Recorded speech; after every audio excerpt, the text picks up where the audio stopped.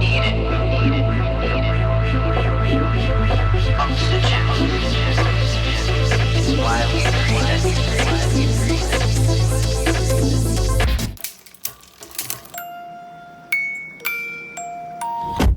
Don't forget to follow Grit Daily News as well as me, your host, Loralyn Mears, everywhere on social media. And how about throwing 4 or 5 stars our way if you're listening to Apple or Spotify? Hey everyone, welcome back to the Grit Files here, sponsored by Grit Daily News. I am your host, Loralyn Mears, and today we've got a very special guest. Well, you know, every week the guests are special, but this is a special topic that has really taken a toll on the world, but no more specifically of a harder toll than on the people of Ukraine. And Yuliia Mamonov comes to us from lemon.io, which is a really innovative platform. And I must say, one of the best websites I've ever seen on the internet, talking and connecting developers with potential clients. And she is the voice of lemon.io, representing all of their blogging and communications content. So with that, let's welcome Yulia. Hi, Yulia. Hi, Loralyn. It's really nice to be here. Thank you for inviting me. Well, we're always happy, especially anybody that's doing something really interesting, and you've got a fantastic platform. Everybody needs software developers. There's just not enough of them. And as someone who's worked on all of the different freelancer platforms, it's nice to see these new ones constantly emerging and doing things better than the other ones. So first of all, talk to our audience about where you are currently sitting. Let our audience know that you're safe. And let's get into a little bit of what your colleagues are unfortunately experiencing in the Ukraine. Mm-hmm. Well, I'm currently living in Israel. We moved here 4 years ago with my husband because he has Jewish roots. So for us, it was like a dream come true. We always wanted to live among Jewish people. That's part of our culture.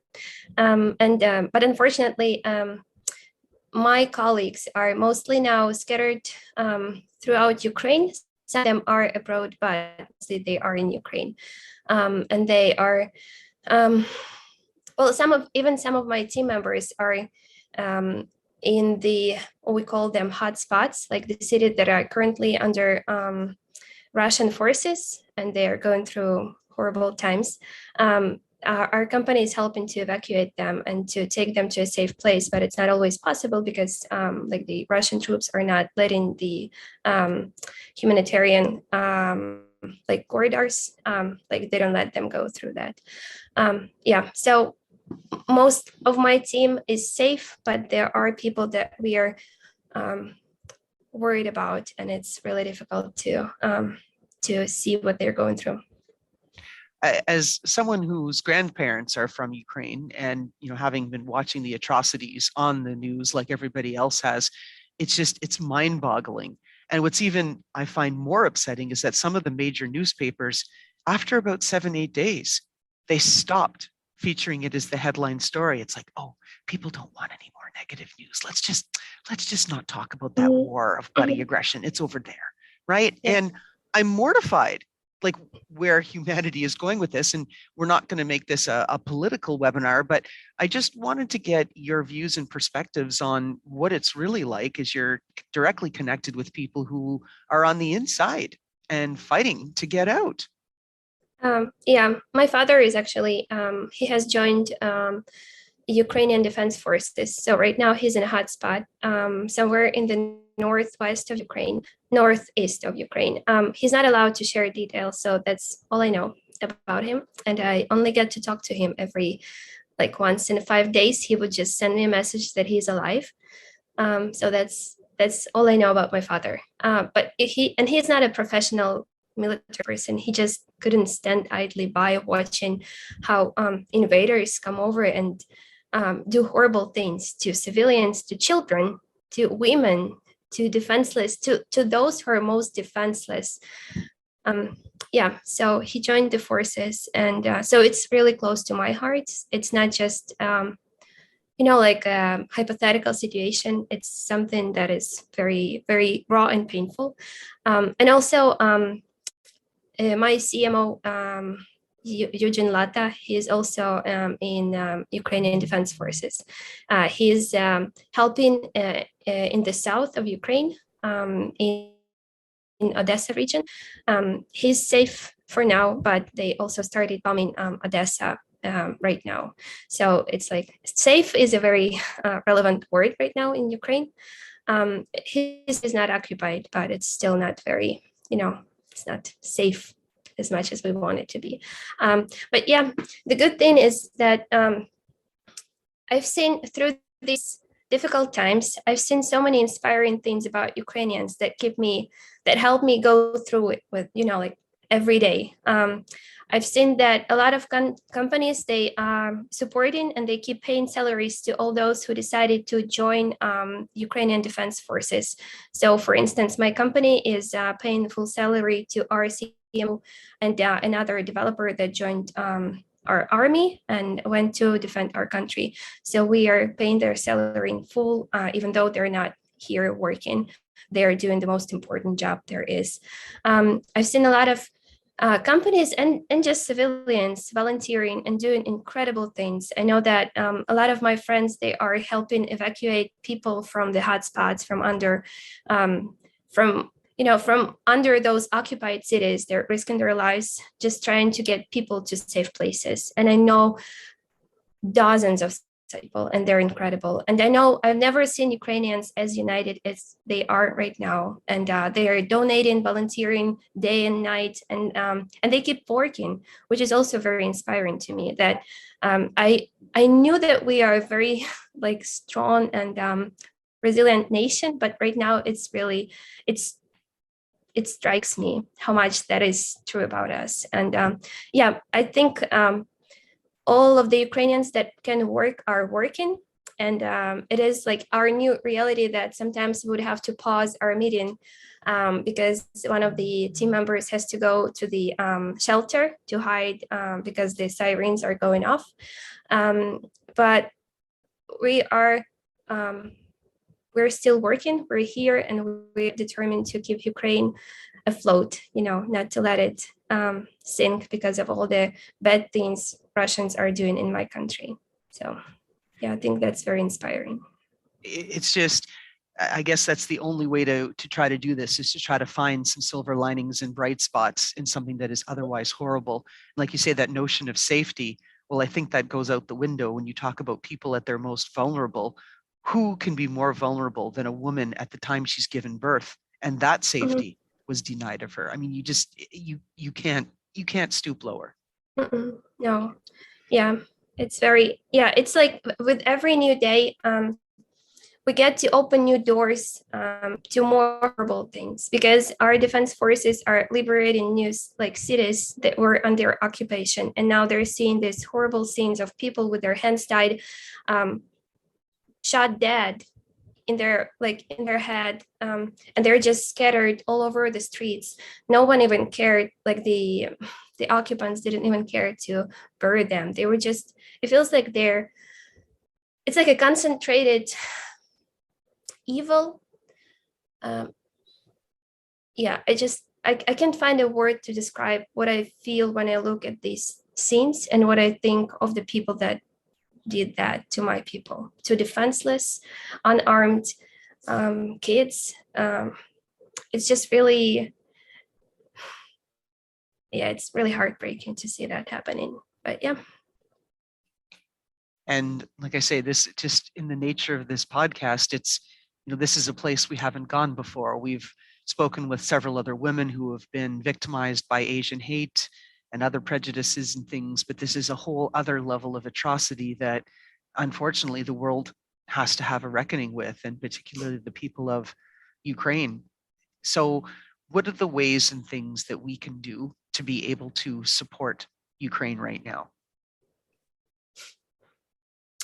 I think that one of the most important things to do for Ukraine right now is help its army, because when they are fully equipped and they know that they have all our support, they can defend us.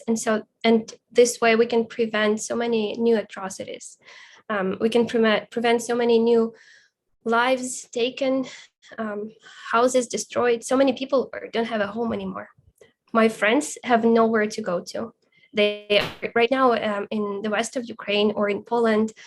Poland, by the way, is my favorite place on earth right now. They've been so incredibly kind to Ukrainians, and it's just unprecedented to be so amazing. So yeah, just head off to Polish people.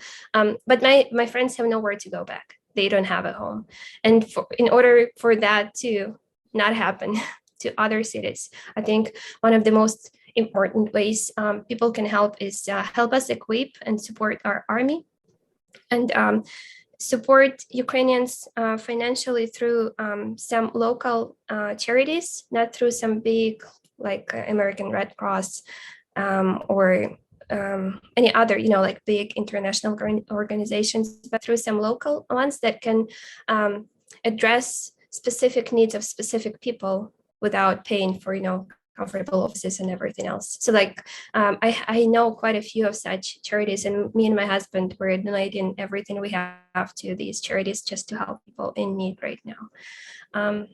So I think those would be the most important ways to help Ukraine right now.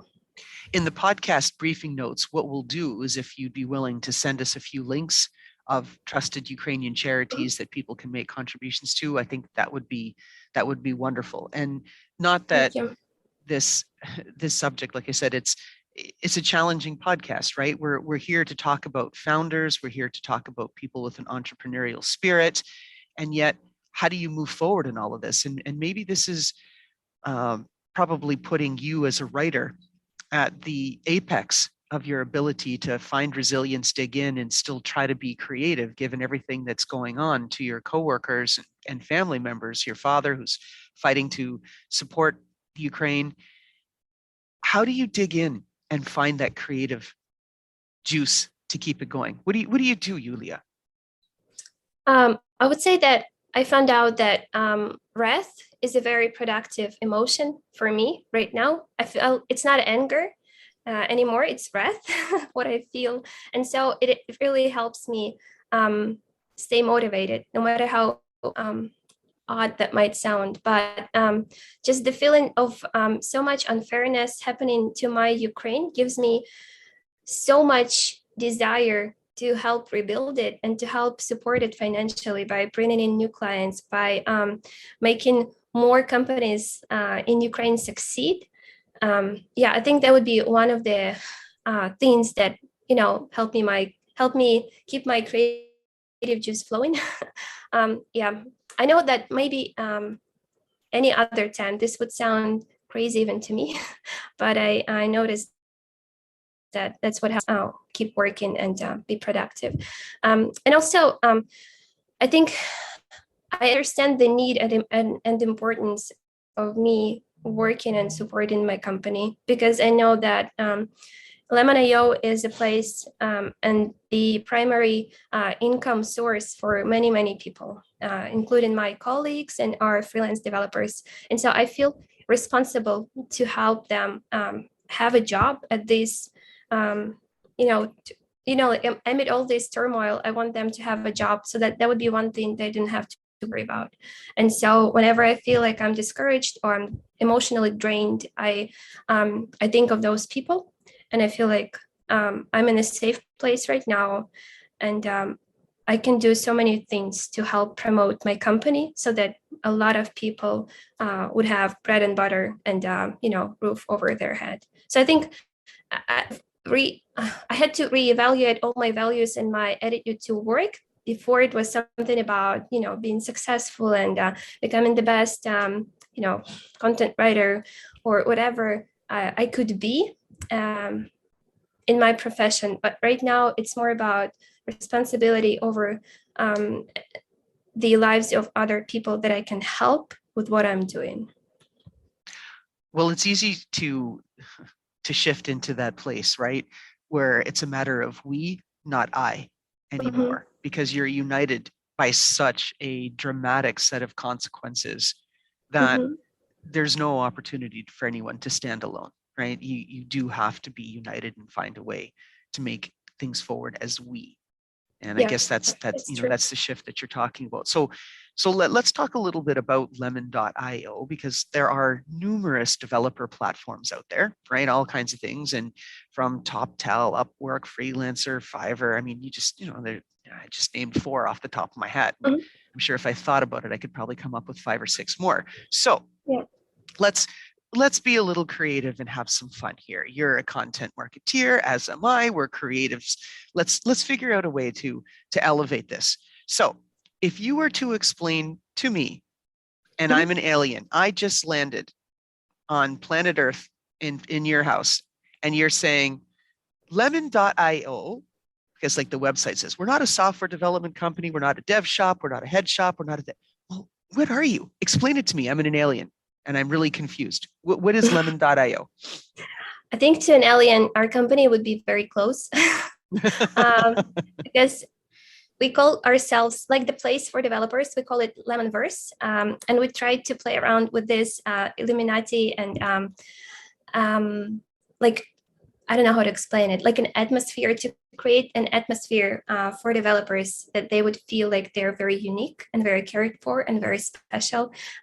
It's just that our whole tone of voice is kind of ironic and bold and very edgy. And we mentioned, yeah, I think we're playing on the edge of, oh, I don't know how to explain that. I'm sorry, just shifting from Ukraine to Lemon.io was really hard for me. Yeah. So I would say that Yulia, and you need me to explain what Lemon.io is. It's a place for mighty developers find an incredible customer to work for, an overlord to serve to, since you're an alien. And what is unique about us is that this alien, as an alien, you wouldn't have to promote yourself or to prove anything to this overlord, just because we're in the middle and we have a relationship with this overlord. We know him or her. We've put them on trial. We've asked important questions. We made sure they're worthy of your services. And so now we're just here to make sure that we make a perfect match between the alien and the person they're going to work for. Yeah. Perfect. Well, I like that. Like I said, and I realize that I'm sensitive to just the nature of the topics that we're talking to, and it, how it is so deeply personal for you. And I'm trying to balance and be sensitive to that, but also give our listeners not only some direct insights, none of this is filtered. It's not fake news. It's not any of that they can hear it directly and then judge for themselves, but also to give inspiration, right? And to say how people can do things that are actionable, right? These are the outcomes that we want to see. So, okay, so lemon.io, and like I said, like I love your website. The little caricatures and everything are completely wackadoodle. Like it's so fun and edgy, and I embrace brands that do that. So I really love that. Now, talking about the company as a whole then, and talk to us about where the developers are being sourced from, like how lemon.io is growing and how this is a growing community in need, because developers are pretty much in short supply. Over here, they're making jokes where they say there's only one criteria to hire. And people put their hands, their fingers up to the neck to the AOR and go, is there a pulse? Yeah, you're hired, right? Because it's such a need. Yeah. Well, we are sourcing developers mostly from Ukraine because Ukraine, it is a great time to be a software developer in Ukraine right now. I think they're making at least 10 times as much as an average Ukrainian, no matter what else he's doing. Either he's in marketing or he's just, a salesperson. Software developers are, they are sought after. And we have a lot of people like switch from other professions to become a software developer. Ukrainians, I think they've become a source for many of software development for many other Western countries, clients from Western countries. So it's great time. It's really very a popular choice among Ukrainians to become a developer. Well, previously, before war, we hired mostly Ukrainian developers because we found that since people don't want to pay much for anything, and Ukrainians, their salaries are lower than those of software developers in Europe or in the USA. It was like a great quality and rate ratio, so we could sell them easily. Right now, because a lot of the developers are not in safe places and they cannot cross borders because men cannot leave Ukraine right now. We've opened up to several new countries, and among those are Romania, Poland, Bulgaria, Moldova, and other Eastern European countries. So we're sourcing developers from there too. And they are within our price range. So they're very close to Ukrainian price ranges, and they offer the same great quality. So we are now expanding our market to offer developers from those countries too. Before war, we said that our main goal for this year, for 2022, would be to become a primary source of income for 1,000 developers. And it was we were we were planning on having at least 40% of those developers to be from Ukraine, and the rest would be from other Eastern European countries. But now we are hoping to have maybe even more Eastern European countries until the war is over and more Ukrainians feel safe and can, jump right in and start a project, because our clients usually come with a, urgent need. They need a developer yesterday. So we're trying to, find developers that would be able to jump right in right now. Gotcha. And I have worked with several Ukrainian developers. They've built our prototype, they've built our MVP, and then now they've built our framework. So we've worked with a lot of the very, very high caliber of software engineering quality, documentation, all of that stuff. We've been enormously impressed. Moving on. So again, just as we're working towards the end of our podcast here. So one of the things that our audience is always curious about is the path that people took. And if they could go back and undo things. So if I gave you an undo button, Yulia, and on your path to being this content marketer, what would you have done differently? I'm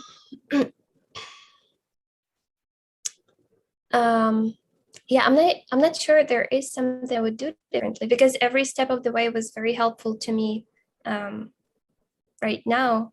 Even I used to work as an English teacher I used to work even at a preschool, not as an English teacher, just as a teacher at a preschool for and Montessori International School, and it is helpful to me right now because I learned how to explain to a 5-year-old different difficult concepts. So to me, as a marketer, content marketer right now, it helps because I already have experience in that, and right now explaining things very simply is I have experience.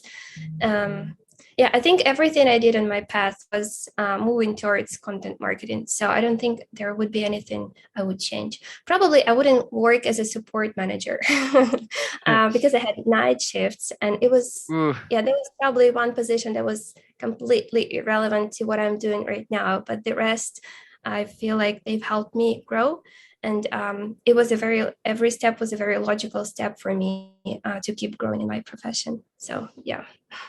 Gotcha. Okay. And then because, of course, you are a content marketeer, this is a question I like to ask the creatives that come to our show.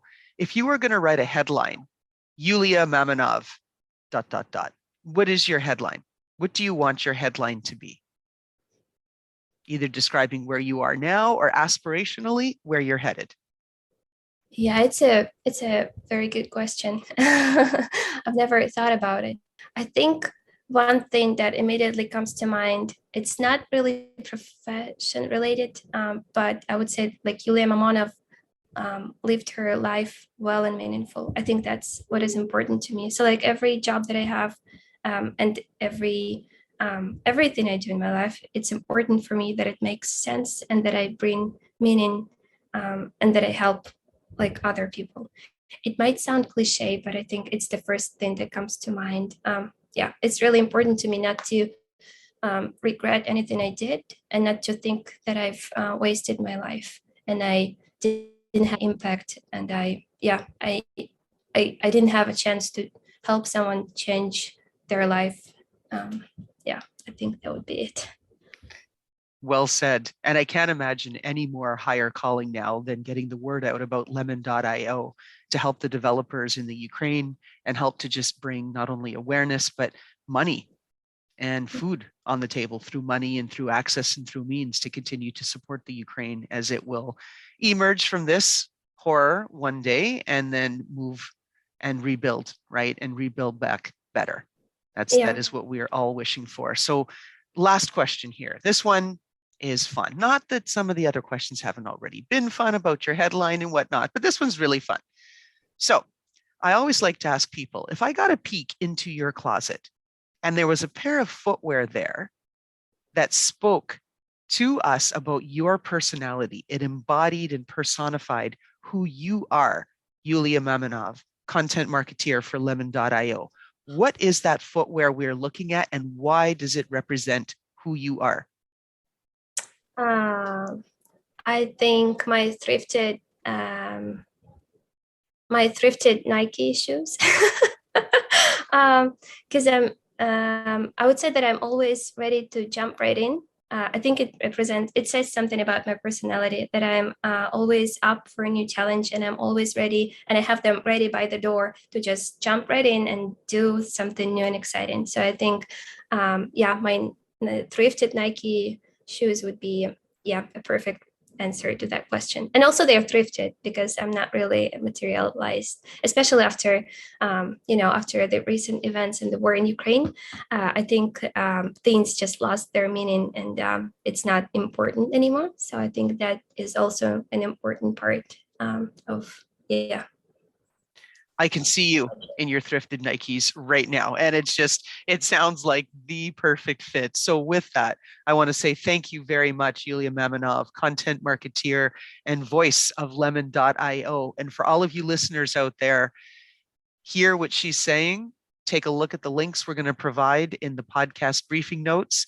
And if it is within your ability to influence, drive the truth, share the truth, and support Ukraine, please do in any way that you can. Thank you, Yulia, for being willing to come on the show, given everything that's going on. Yeah, thank you for having me. It was a pleasure. And how about that fantastic intro by Touch Circle?